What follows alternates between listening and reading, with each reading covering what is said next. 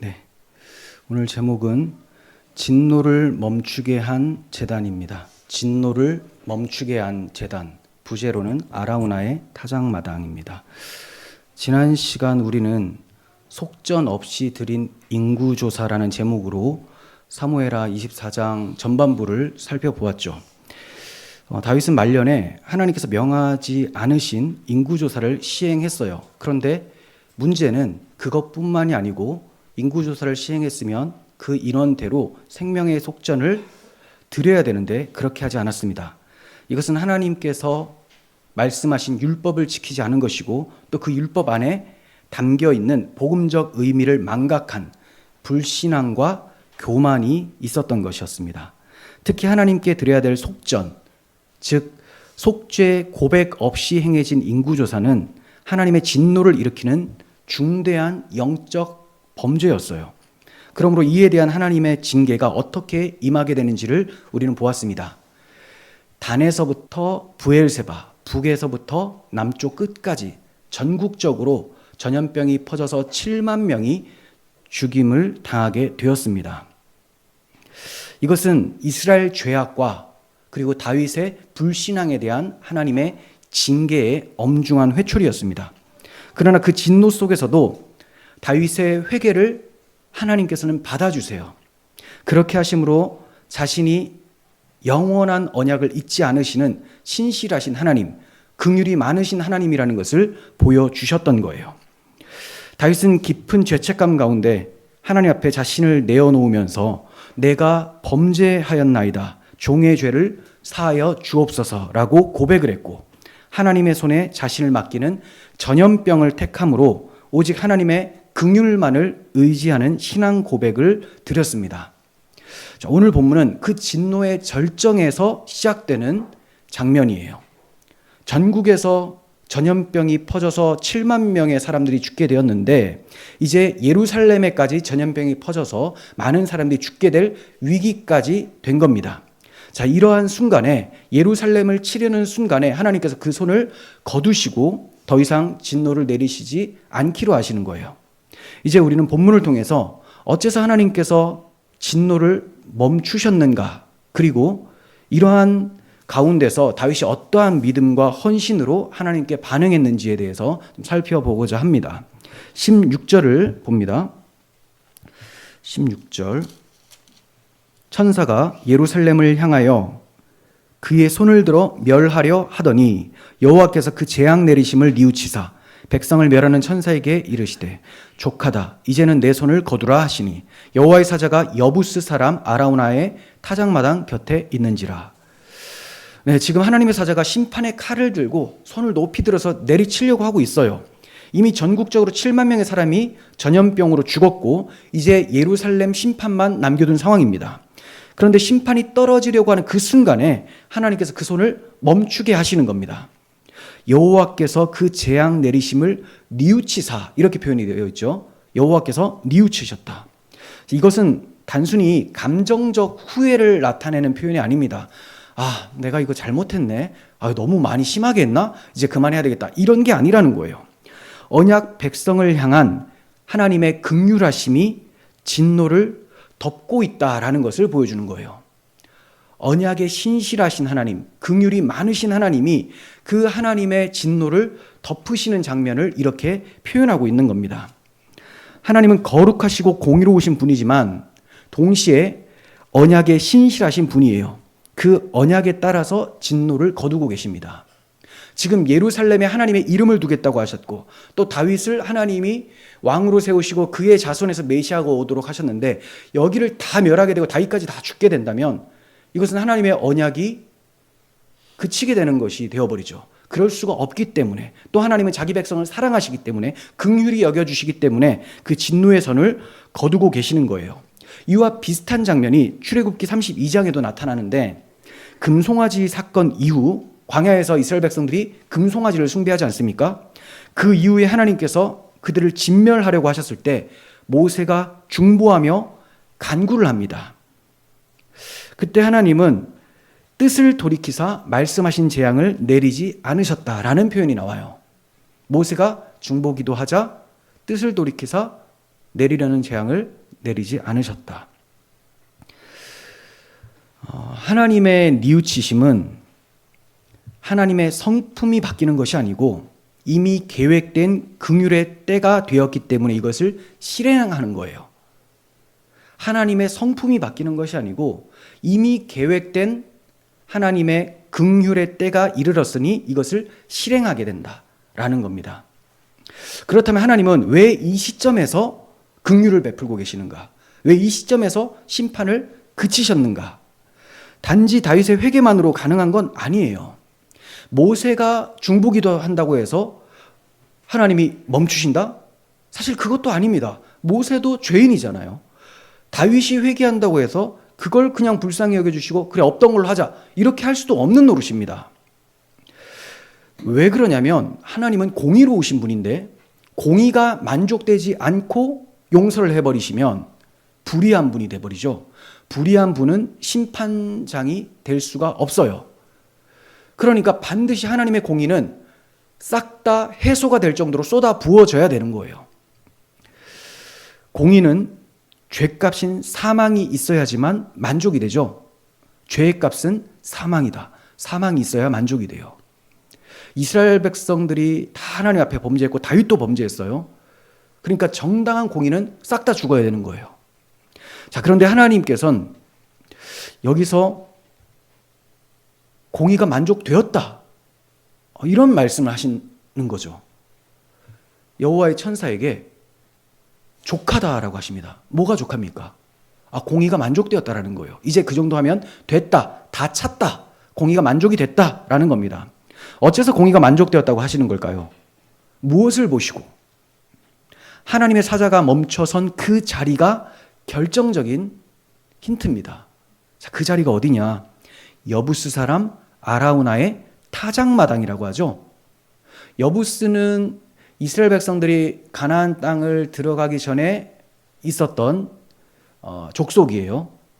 예루살렘 옛날 이름이 여부스입니다. 여기에 원래 있었던 원주민들.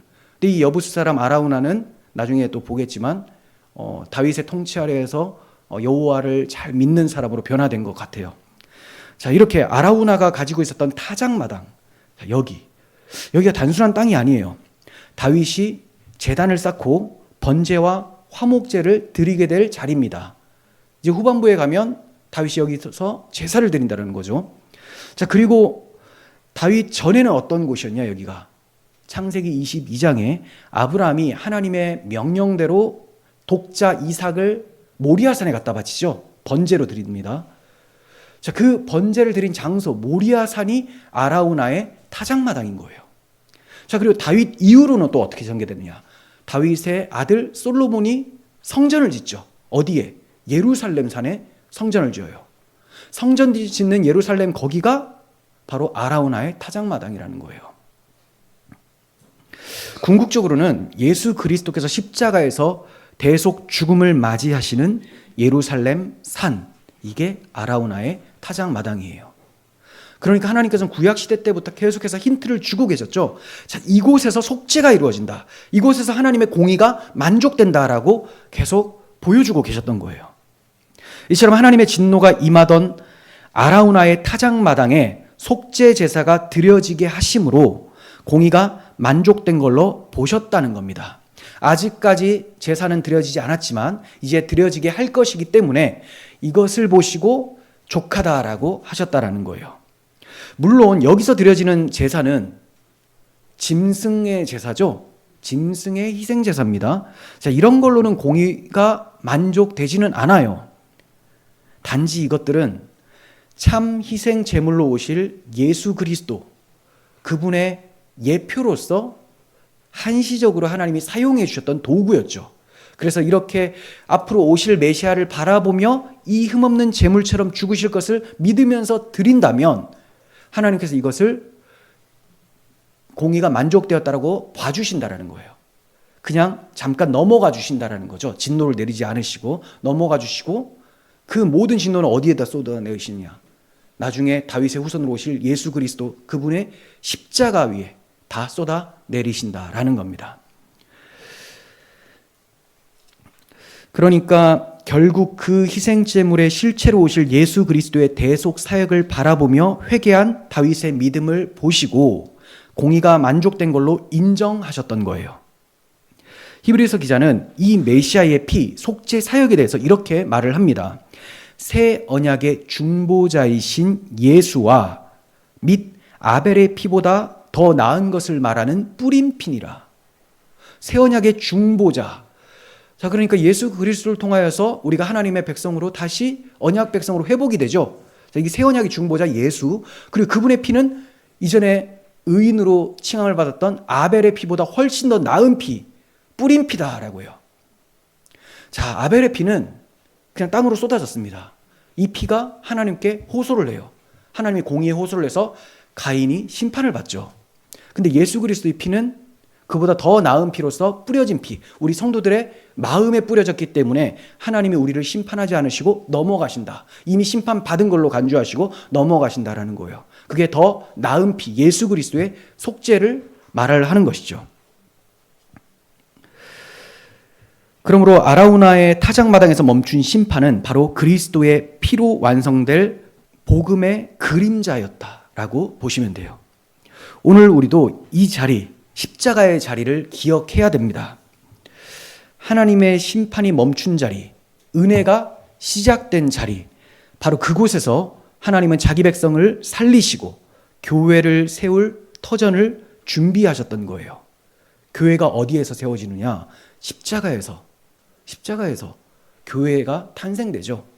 예수 그리스도의 물과 피가 흘려짐으로 그 피값으로 교회가 세워지는 것, 바로 골고다 십자가에서 교회가 탄생되는데, 지금 아라우나의 타작마당에서 제단이 세워진다는 것은 교회가 탄생될 것에 대한 예표로서 터전을 준비하고 계셨던 거예요. 진정한 속전으로 모든 재앙을 멈추게 된다는 것, 이것을 선포하는 자리가 바로 그리스도의 십자가가 세워진 예루살렘 골고다입니다. 자, 17절 봅니다. 다윗이 백성을 치는 천사를 보고 여호와께 아뢰어 이르되 나는 범죄하였고 악을 행하였거니와 이 양무리는 무엇을 행하였나이까? 청하건대 주의 손으로 나와 내 아버지의 집을 치소서라고 합니다.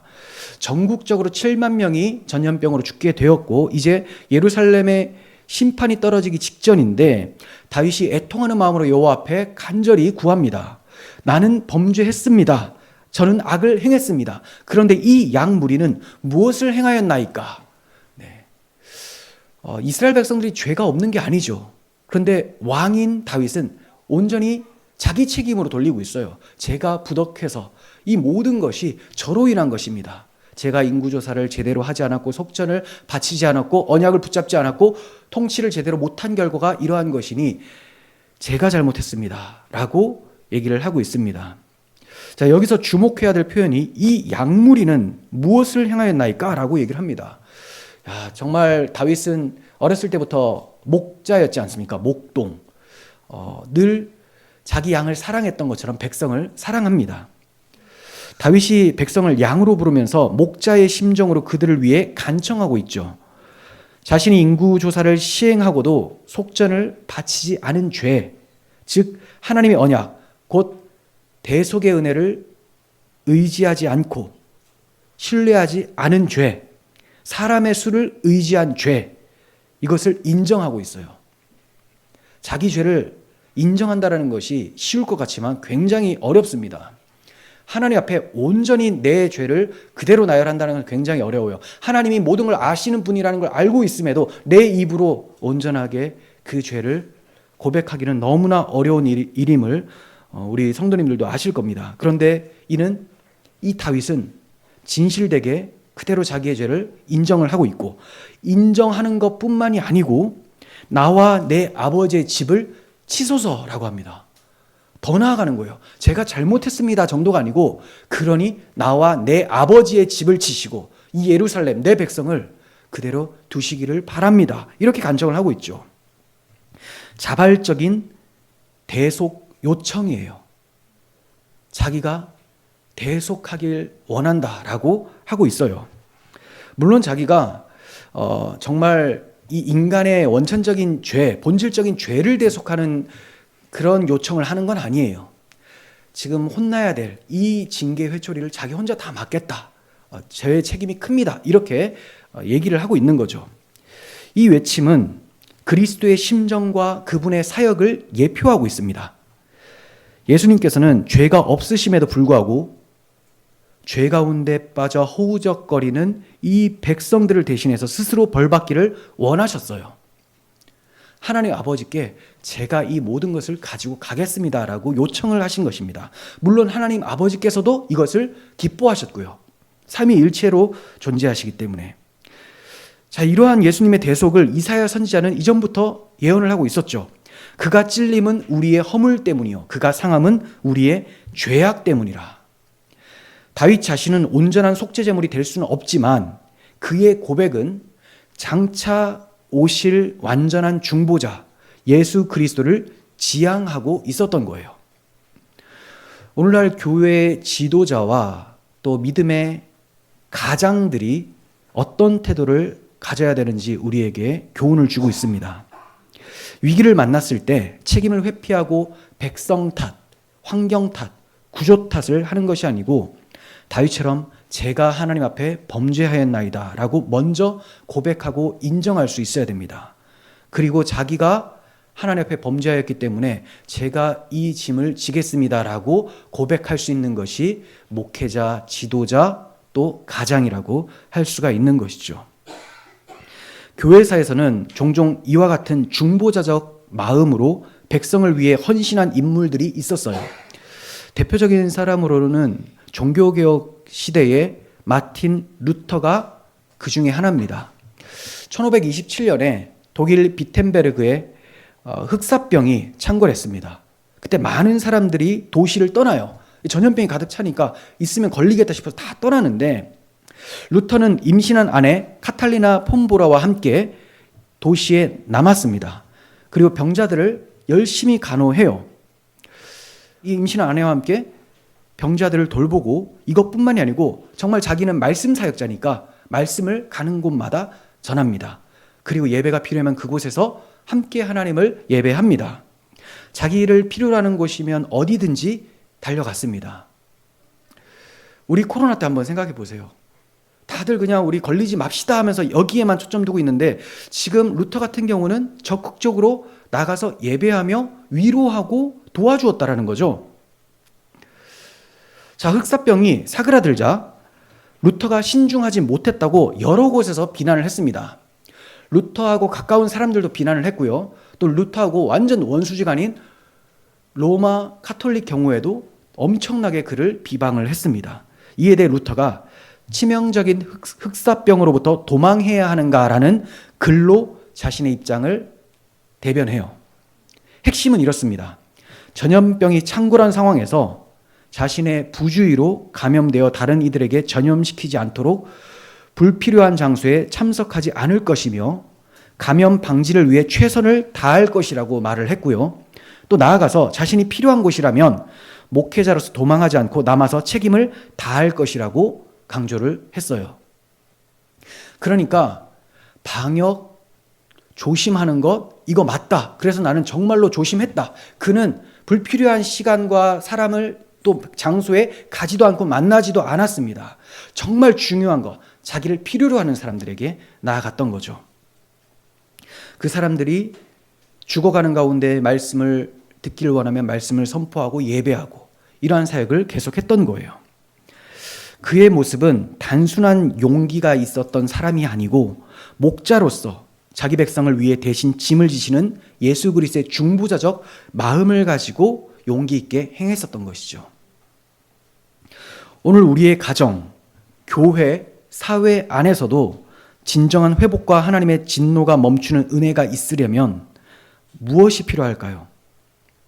누구를 탓하거나 책임을 전가하는 것이 아니고 다윗처럼 하나님 앞에 무릎 꿇는 사람들이 필요합니다.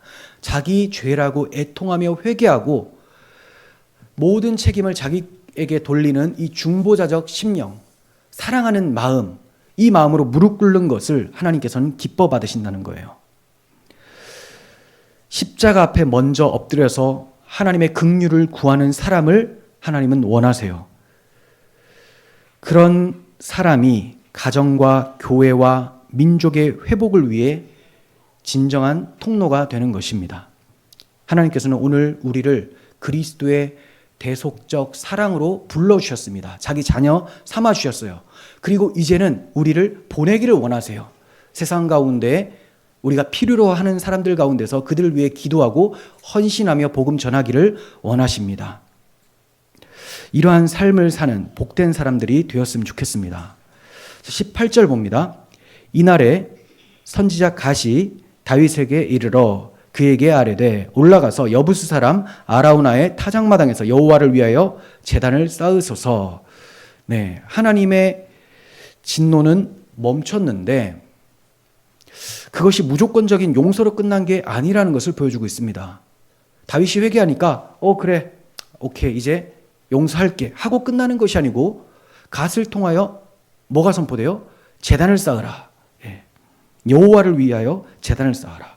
앞서 말씀드린 대로 반드시 공의가 만족되어야 되기 때문에 그렇습니다.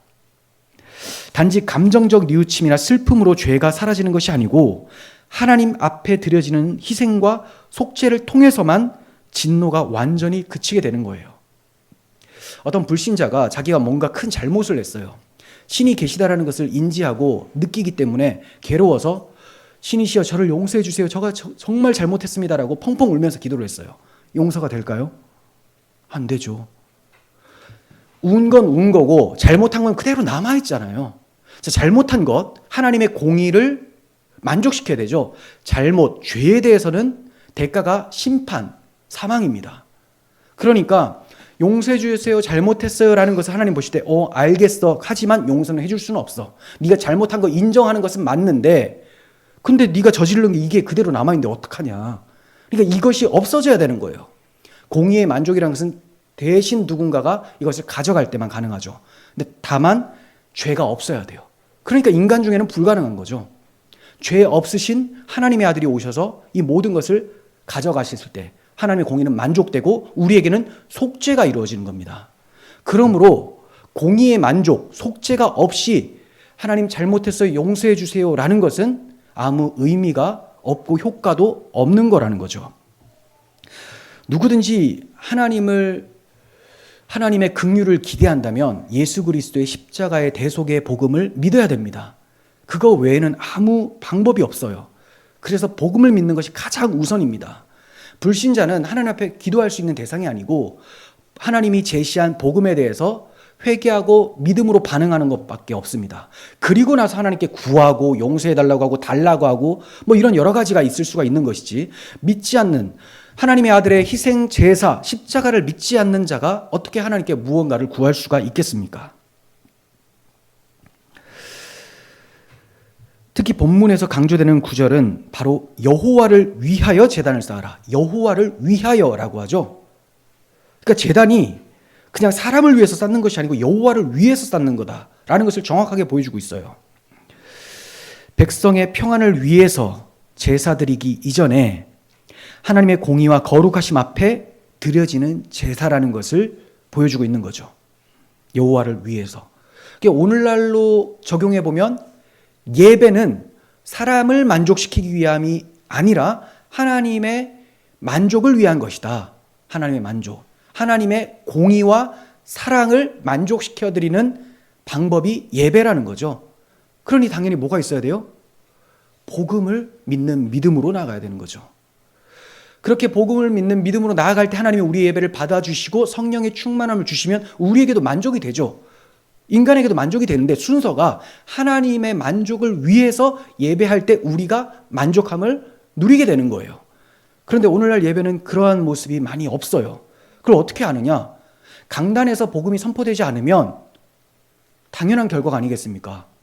복음을 의지하지 않고 예배를 하는데 어떻게 하나님의 만족이 있어요? 그럼 이 만족은 어떤 만족이냐? 결국 내가 듣기에 달콤한 어떤 이야기, 세상적인 이야기, 기복적인 이야기, 또는 어떤 음악을 통한 심리적 위로, 이런 것이 주가 되어버린다는 거죠. 음악을 통한 위로나 어떤 표현이 좀 부드러워서 위로가 되는 것, 이런 것들도 당연히 있을 수가 있습니다. 나쁜 건 아니죠. 그런데 중요한 본질이 빠져있기 때문에 이러한 것들이 다 엉망이 되는 것이고 자기들을 위한 예배가 된 거죠. 그러니까 자기 숭배의 시간이 되어버리는 거예요. 십자가 대속을 의지하지 않으면 자기 숭배 시간, 우상의 제단밖에 되지가 않습니다. 결코 아라우나의 타작마당의 제단이 될 수가 없는 겁니다. 여호와를 위한 예배,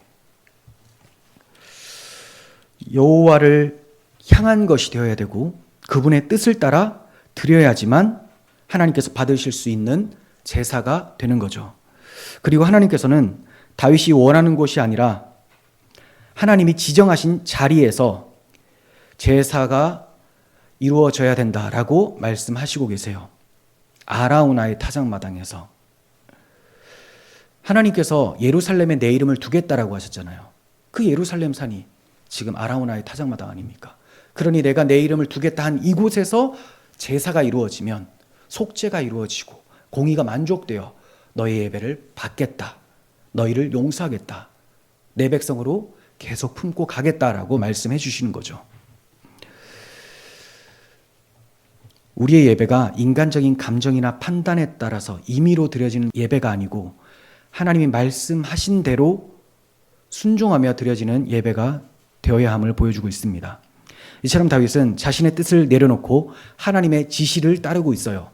하나님의 선지자 갓이 아라우나의 타작마당에 가서 제단을 쌓으라 라고 한 대로, 아니 뭐 굳이 거기까지 갑니까? 여기서 하면 안 됩니까? 이런 소리 하지 않고 그리로 갑니다. 이게 바로 참된 회개의 열매죠. 자기 방식대로 회개하는 게 아니에요. 하나님이 제시한 방식대로 회개하는 거예요. 우리에게는 어떤 방식으로 회개를 요구하셨습니까? 하나님의 아들 예수 그리스도의 십자가의 보혈을 의지하며 하나님 앞에 나오라. 이 길밖에 없어요. 그래서 예수님께서도 내가 길이요 진리요 생명이니 나로 말미암지 않고는 아버지께로 올 자가 없다고 말씀을 하셨습니다. 그런데도 오늘날의 많은 사람들이 하나님이 제시해 주신 예수 그리스도, 그분의 복음을 통한 길이 아니고 자기가 그 길을 만들려고 해요. 제가 여러 번 말씀드린 것 같은데 하나님께 나아가는 길은 하나밖에 없습니다. 자, 산 정상이 있어요. 산 꼭대기에 하나님이 계신다고 칩시다. 그럼 기독교는 어디입니까? 밑에서부터 여기에 성도들이 있죠. 기독교인만 있는 것이 아니고 여기 저기 여기 많습니다. 여러 종교들이 많으니까. 그런데 기독교는 무엇이냐? 하나님이 길을 내신 거예요. 위에서부터 아래로. 그런데 다른 타 종교는 뭐예요? 여러 지점에서부터 여기서부터 길을 찾아서 위로 올라간다는 겁니다. 자기들이 길을 만들어내는 거죠.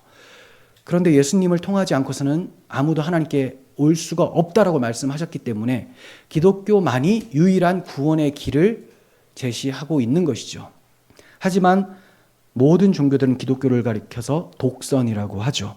네, 너희만 정답이냐? 네, 그렇습니다. 하나님이 우리를 찾아오셨기 때문에 이 교리 외에는 정답이 있을 수가 없는 것입니다.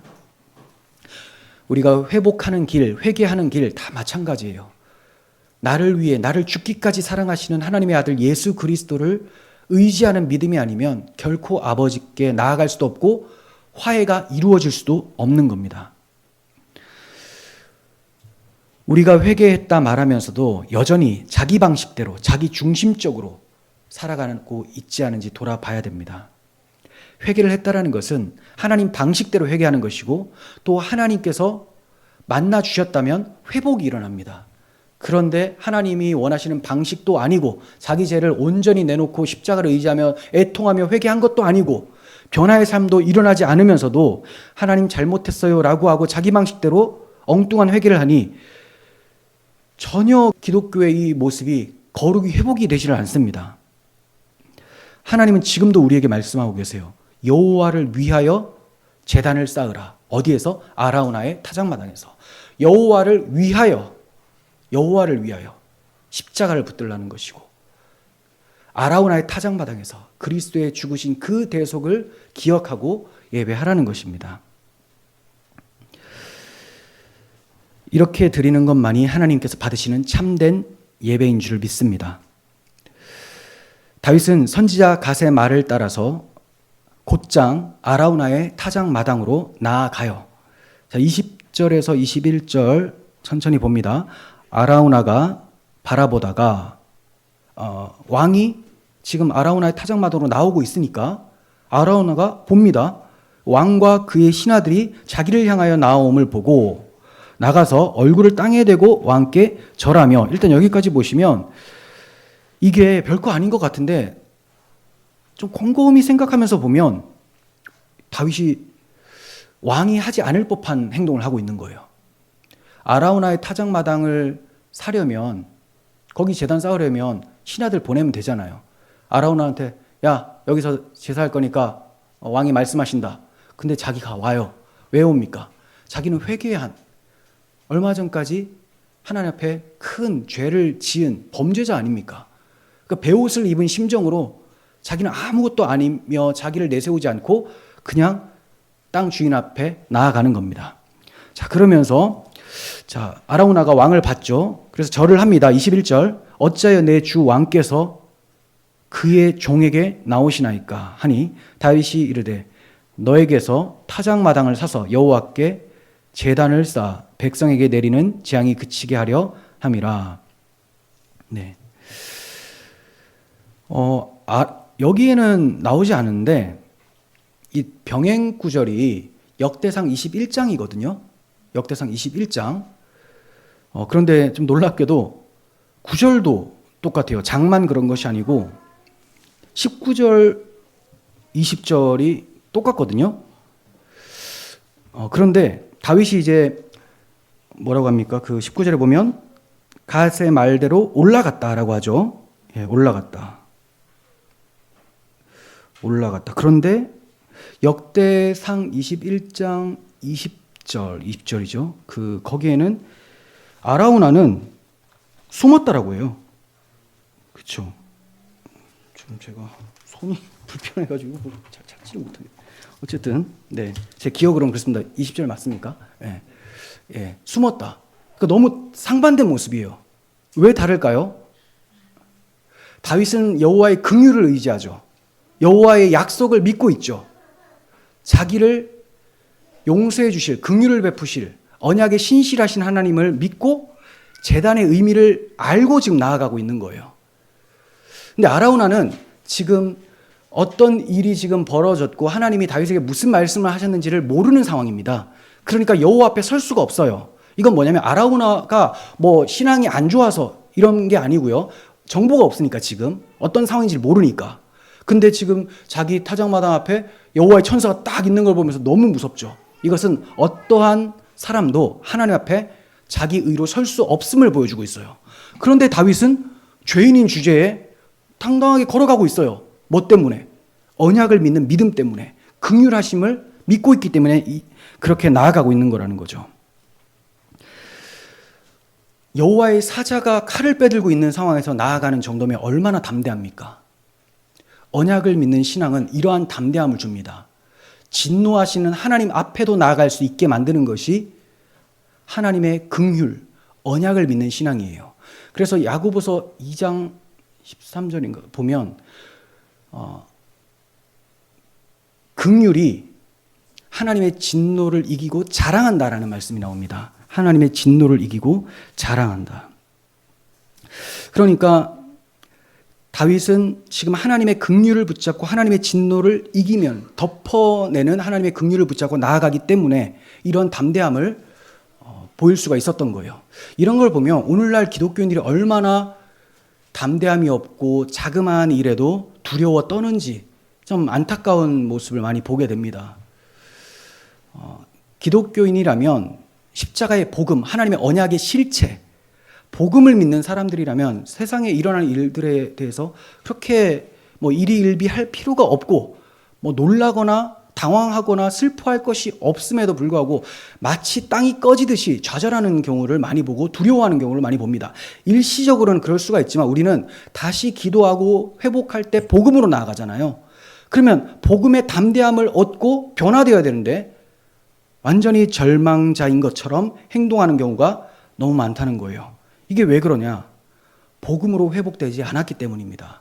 다윗은 자기가 얼마나 큰 죄인인 걸 알고도 지금 복음의 은혜, 긍휼하심을 힘입어서 나아가고 있기 때문에 여호와의 칼 빼든 사자 앞에도 나아갈 수가 있었던 것입니다.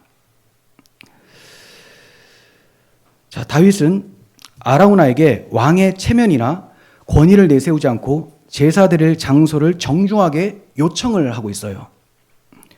단순히 명령하거나 무력으로 빼앗지 않습니다. 하나님께 드릴 제사는 강제 착취가 아니고 자발적 헌신과 순종으로 드려야 된다는 원리를 따르고 있는 거죠.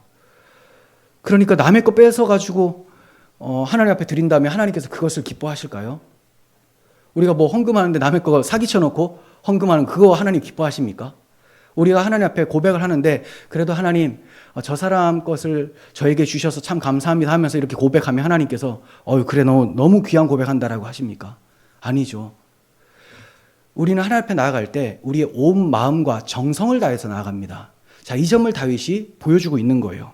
예배자가 어떠한 태도로 나가야 되는지. 하나님께 제단을 쌓으라고 한 목적은 분명하죠. 제단을 쌓아서 백성에게 내리는 재앙이 그치게 하려고 내가 너의 땅을 지금 구입하려고 한다. 이렇게 얘기하고 있어요. 그렇습니다. 이 제단이라는 것은 단순한 구조물이 아니에요. 진노와 재앙이 그치는 자리, 하나님과 화목이 일어나는 자리, 은혜와 중보의 자리가 제단입니다. 제단은 겉으로 보면 무서워요. 막 짐승이 죽어 있고 피가 낭자하고 여기에 막 팔 불타고 태워지고 있고 이런 상황이 무섭죠. 그런데 이것을 받으셔서 하나님이 나와 다시 화목하게 되신다. 그러니 공의와 사랑, 화평이 나타나는 자리가 바로 제단이라는 거예요. 자, 이렇게 제단의 의미를 알고 나아가서 드리는 예배가 하나님이 기뻐하시는 예배죠. 하나님과 화목이 이루어지는 것, 바로 십자가의 능력, 이것이 예배에 나타나야 되는 겁니다.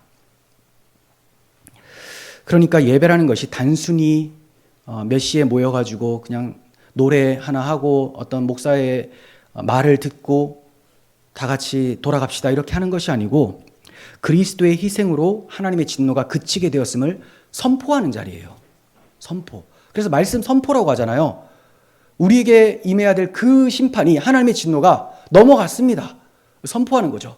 이제 죄에서 자유를 얻고 하나님의 종으로서 자발적으로 하나님을 사랑하며 섬길 수 있게 되었습니다. 선포하는 거예요. 이제 이 땅이 아니고 더 나은 하나님의 나라를 바라보며 살게 되었습니다. 주님 곧 오십니다. 그 나라는 영원하고 흠이 없는 완성된 하나님의 나라입니다. 라고 선포하는 자리. 이 선포함을 들으면 기분이 좋죠. 세상에서 별것 아닌 구호도 들으면 마음이 뭉클해지는데 이런 엄청난 복음의 선포가 이루어지면 당연히 마음의 변화가 있어야 되는 거 아니겠습니까? 이러한 선포의 자리가 예배의 자리예요. 오늘 우리가 드리는 예배가 바로 그러한 은혜를 기억하고 고백하는 자리인지 점검할 때입니다. 22절에서 24절 봅니다. 아라우나가 다윗에게 아뢰되 원하건대 내 주 왕은 좋게 여기시는 대로 취하여 드리소서. 번제에 대하여는 소가 있고 뗄 나무에 대하여는 마당질하는 도구와 소의 멍에가 있나이다.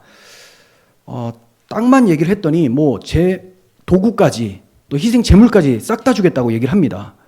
엄청난 귀한 고백이죠. 아라우나의 신앙을 보여주고 있어요. 왕이여 아라우나가 이것을 다 왕께 드리나이다 하고 또 왕께 아뢰되 왕의 하나님 여호와께서 왕을 기쁘게 받으시기를 원하나이다. 다윗이 정말 사람들에게 많은 칭찬을 받고 있는 선한 왕이라는 것을 보게 됩니다. 왕이 아라우나에게 이르되 그렇지 아니하다. 내가 값을 주고 내게서 살이라. 값 없이는 내 하나님 여호와께 번제를 드리지 아니하리라 하고 다윗은 은 50세겔로 타작마당과 소를 사고. 네, 이거 보면 좀 음식점에서 음식 먹고 서로 돈 내겠다고 하면서 주머니 넣어도 하는 것처럼 보여집니다. 그런데 이 장면이 참 아름다운 모습이죠. 두 사람의 신앙 고백을 보여주고 있어요. 아라우나는 기꺼이 자기 땅과 재물을 드리겠다고 제안을 하고 있고 그는 진심으로 하나님의 진노가 그치기를 바라는 마음으로 왕을 사랑하며 백성을 사랑하며 이렇게 드리고 있는 거예요. 사실 자기 백성도 아니잖아요. 민족적으로는. 물론 이제 어떤 통치적으로는 다윗의 백성이긴 하지만 민족적으로는 그렇지 않지 않습니까? 그런데도 이렇게 나라 사랑하는 마음으로 왕에게 얘기를 하고 있습니다.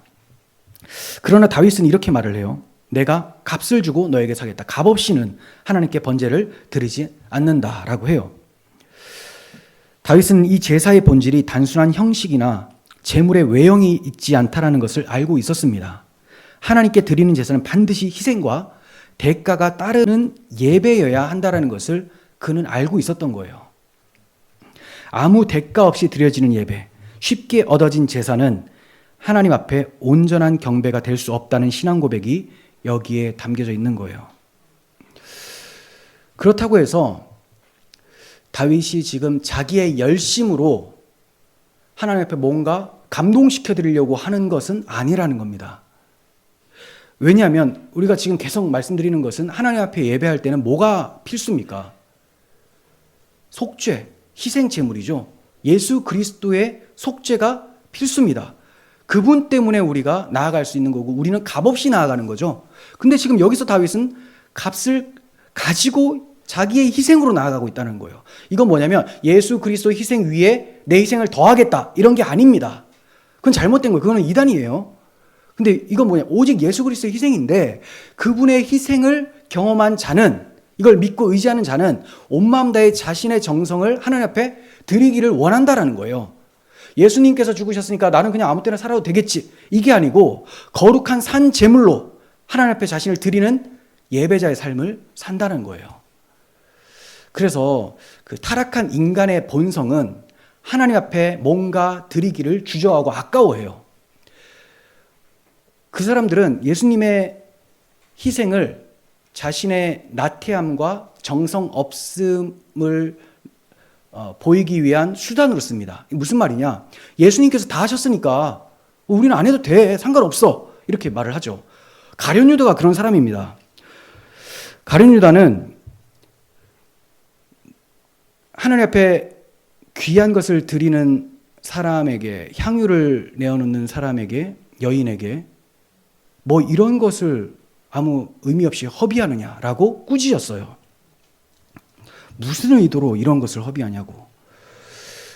그의 생각은 예수 그리스도의 은혜에 대한 감사의 고백에 있지 않고 그것보다 향유 옥합이 훨씬 더 귀하고 가치 있다고 생각이 되니까 이 귀한 것을 저 양반에게 어떻게, 이렇게 되는 거죠. 그러니까 자기가 주님으로 선생님으로 따라다니고는 있지만 이 귀한 것을 어떻게 저기다 이렇게 하냐. 사실 저도 예전에 봤을 때 그래도 향유 옥합이 이게 한 10여 년 전만 해도 그때 한 3천만 원인가 뭐 이렇게 들어간다고 하더라고요. 뭐 얼마인지 기억이 잘 안 나요. 어쨌든 엄청 비싼 돈이었어요. 그러니까 이걸 이렇게까지 해야 되나? 이 생각이 저도 들었는데 가룟 유다인가? 예. 그런데 여러분들은 뭐 어땠습니까? 근데 이제 본질을 보니까 그게 아니에요. 지금 이 향유 옥합을 깨트린 여인은 이것보다 주님께서 이루실 대속, 앞으로 죽으실 것을, 장래를 위해서 이런 일을 하는 거잖아요. 이것이 이 모든 것보다 더 귀하다라는 거. 한마디로 나는 이것 없으면, 이 내 전 재산과 같은 건데 이것 없으면 죽을 수도 있지만 내 목숨보다 이분의 희생이 더 귀함이다라는 신앙 고백이죠. 주님을 사랑하는 사람, 그 은혜를 아는 사람은 자신의 온 마음과 정성과 희생이 나타나요. 예배를 드려도, 삶에서 예배를 드려도, 이 예배당에서 예배를 드려도 다 나타납니다. 그래서 헌금을 하든지 또 밖에 나가서 사람들에게 도움을 주면서 예수 그리스도의 사랑을 나타내든지 어떤 모습으로든지 계속 희생하는 헌신의 모습이 나타난다는 거죠. 하지만 가룟 유다와 같은 사람은 그렇지 않다는 거예요. 굉장히 계산적이에요. 굳이 이걸 꼭 해야 돼? 어차피 예수님의 십자가만 받으신다면서, 이렇게 된다는 거죠. 다윗은 그렇게 하지 않았어요. 나는 지금 당신에게 값을 사서 내 마음과 정성을 다해 하나님 앞에 예배하고 싶다라고 얘기를 하고 있는 거죠. 오늘날 이러한 모습은 우리의 예배에 대한 자세를 돌아보게 합니다. 우리는 예배를 편의와 습관으로 접근하고 있지 않습니까? 그러나 진정한 예배는 나의 자아를 깨트리는 제사, 나의 자원과 시간을 온전히 드리는 헌신입니다. 그리고 나의 마음을 다해서 하나님께 향하는 값을 치른 번제여야 되는 거예요. 그리스도께서 다 이루셨다 하더라도 그 은혜에 감사하며 내가 행하고자 하는 것, 이걸 저는 지금 값을 치른 번제라고 말씀을 드린 것이지, 앞서 말씀드렸다시피 그리스도의 속죄에 뭘 더한다라는 것은 절대 아니라는 겁니다. 은혜 받은 자가 자발적으로 행하는 모습을 말씀드린 거예요. 예배를 드리는 우리의 태도는 어떻습니까? 우리의 예배가 값없이 드리는 습관적인 형식이 아니고 그리스도의 희생을 진심으로 의지하며 드리는 살아있는 제사가 되어야 되겠죠. 그래서 계산하는 사람은 별걸 다 계산합니다. 내가 그냥 온라인으로 그냥 예배하면 일단 왔다 갔다 한 1시간 거리라면 2시간을 일단 절약하는 거니까 그 시간을 또 활용할 수 있으니까 온라인으로 하는 것이 훨씬 더 낫겠구나 라고 생각할 수도 있겠죠. 그런데 정말 주님을 사랑하는 사람은 어떤 생각을 하게 되느냐, 이런 계산이 아니고 그러면 지하철 타고 운전을 하고 가는 1시간 동안도 나는 하나님을 생각하면서 가는 것이기 때문에 하나님이 이것을 기뻐하시겠구나. 나는 하나님 앞에 나의 헌신을 드리는 것이구나. 그리고 오는 그 가운데서도 말씀 들은 것을 묵상하며 돌아오니까 그 사람 1시간 예배할 때 이 사람은 3시간 예배하는 것이 되겠죠. 오히려. 그러니까 우리는 이런 그 세속적 계산을 할 것이 아니고 하나님 앞에 나의 진심을 드린다면 이 모든 시간들이 하나님 앞에 연락되어지는 거라는 거예요. 네, 제가 지금 온라인 예배 드린 사람 뭐라고 하는 건 아니고 지금 몇 분 계시죠? 별로 안 계시네요. 7분밖에 안 계시네. 왜 이렇게 안 들어오죠? 여기 다 오셔서 그런가요? 오늘 좀 많이 오셨네요. 네. 뭐 이제 우리가 뭐 직장 생활하고 늦게 마치고 해서 올 수 없는 그런 시간들이 있지 않습니까? 그거 말고 그냥 뭐 귀찮은데 뭘 가. 시간도 아깝고 이걸 말씀드리는 거예요. 네. 왜요? 제가 수습하는 것 같습니까? 그런 거 안 두려워합니다. 그냥 혹시 제 뜻을 오해할까 봐 말씀을 드린 거지 뭐. 네, 7명에서 이제 막 2명 되는 거 아닌가 모르겠네. 네. 자, 25절 봅니다. 25절. 다윗이 거기서 여호와를 위하여 제단을 쌓고 번제와 화목제를 드렸더니 여호와께서 그 땅을 위한 기도를 들으심에 이스라엘에게 내리는 재앙이 그쳤더라. 네, 이제 다윗은 하나님의 명령대로 아라우나의 타작마당에서 제단을 쌓고 그 제사를 드렸습니다. 여기서 드린 제사는 번제와 화목제라고 해요. 번제와 화목제. 자, 이것은 단순히 절차적 제사뿐만이 아니고 다윗이 인구조에서 빠뜨렸던 생명의 속전에 대한 희생제사입니다. 희생제사. 너희들이 죽어야 되는데 이제 이 희생제물이 대신한다라는 거죠. 자, 근데 번제는 의미가 또 달라요. 번제는 온전히 다 태워드려요. 그래서 만약에 우리 송아지를 드린다. 그러면 드린 사람은 먹을 수 있는 게 하나도 없어요. 싹 다 태워서 드리기 때문에. 근데 번제와 화목제라고 하죠. 온전히 하나님께 드렸더니 이제 하나님이 우리와 원수관계가 사라지고 화해가 이루어져서 교제하게 되었다라는 것. 그래서 화목제 제사는 다 태우는 것이 아니고요. 제사장과 드린 사람이 함께 나누어 먹게 돼요. 그러니까 엄청 기쁘고 감사한 날이 되죠. 잔칫날이 되는 거예요. 그러니까 하나님께서 다윗의 회개와 그가 드린 제사 제물을 받으셔서 이제 화목하게 되어 진노가 그치게 되었다. 이제는 두려워하지 않고 하나님과 교제하며 살 수 있게 되었다. 평화가 왔다라는 것을 보여주고 있는 것입니다.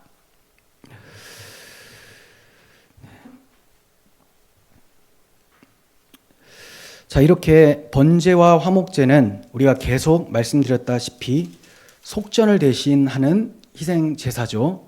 속전 의미 지난 시간에 말씀을 드렸는데 한 번 더 강조하며 말씀을 드릴게요. 속전은 단순한 세금이 아니고 하나님의 백성이라는 정체성과 하나님이 내 생명의 소유자이심을 고백하는 행위다라고 말씀을 드렸어요. 이해가 되시죠? 왜 그게 그렇습니까? 유월절 어린 양의 피로 구속을 받았잖아요. 원래는 애굽에서 다 죽어야 되는데 그 피로 구원을 받았으니 내 생명은 이제 내 것이 아닙니다. 나는 대속의 피로 구원받은 하나님의 백성입니다. 당신이 나의 생명의 주인이십니다. 이걸 고백하는 것이 속전이에요. 그 속전 안 된다면 난 하나님 백성 아닌데요. 나는 희생으로 구원받은 자가 아닌데요. 이렇게 되는 거예요. 난 내가 잘나서 구원받은 건데요. 이렇게 되는 거죠.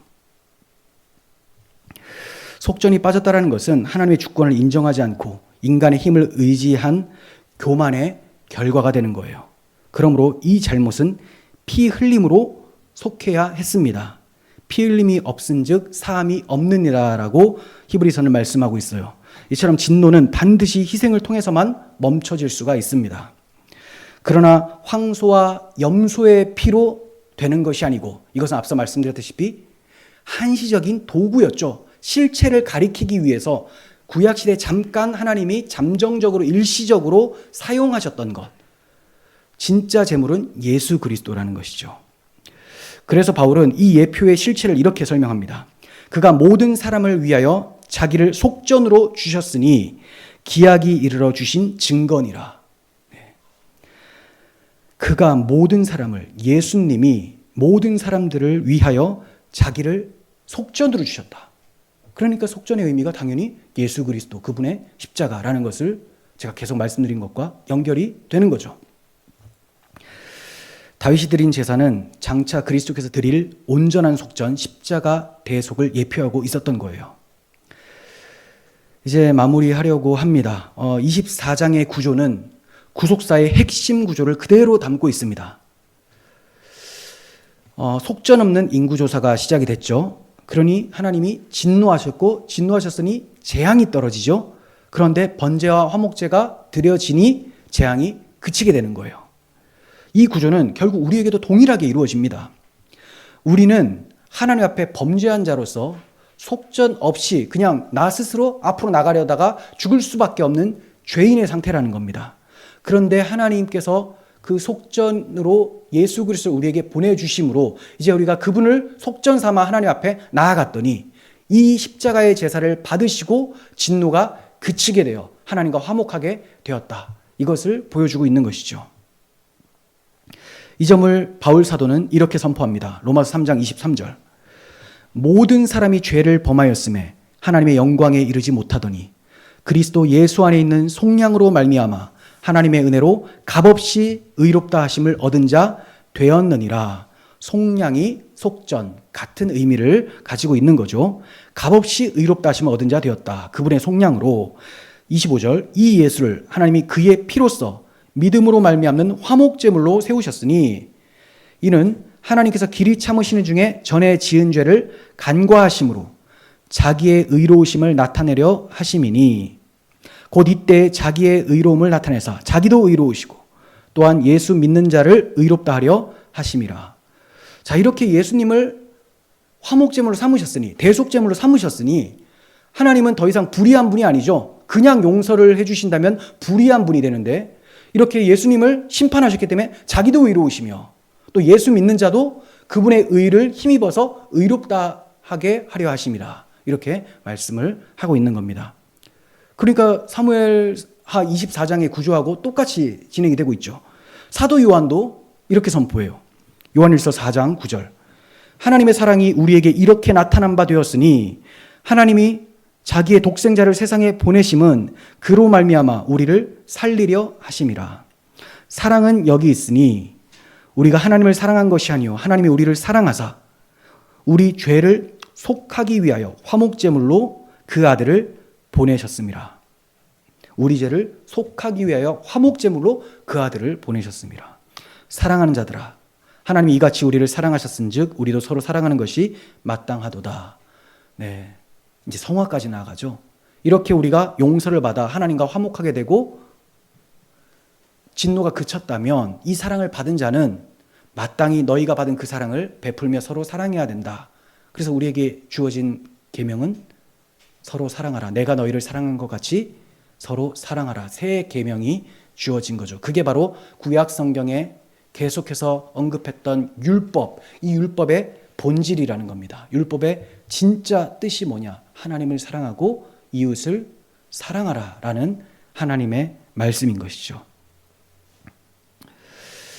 자, 이렇게 우리가 바울과 요한의 선포도 보았습니다.